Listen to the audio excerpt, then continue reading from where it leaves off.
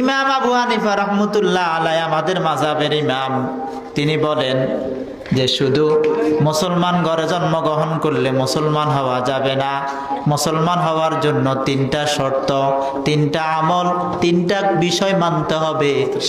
এই তিনটা বিষয় যদি না মানে তাহলে মুসলমান পরিপূর্ণ হওয়া যাবে না। এই তিনটা কথা বলেই শেষ করব। এক নাম্বার আল ইকরারু বিল লিসান। মুসলমান হওয়ার জন্য আগে মুখে বলতে হবে আল্লাহ আছে, এটা আমরা মুখে বলি কিনা।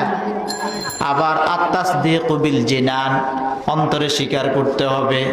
আল আমালু বিল আরকান, শুধু মুখে বললাম, অন্তরে স্বীকার করলাম, অন্তরে বিশ্বাস করলাম, এই দুটা বলে আমি বাড়িতে ঘুমাইলাম, আমি ইমানদার হতে পারবো না। মুখে বলতে হবে, অন্তরে বিশ্বাস করতে হবে, পাশাপাশি আমি আমল করার মাধ্যমে আমি আমার কাজে পরিণত করতে হবে, তাহলে আমি ইমানদার, না হলে আমি পরিপূর্ণ মুমিন হতে পারি না।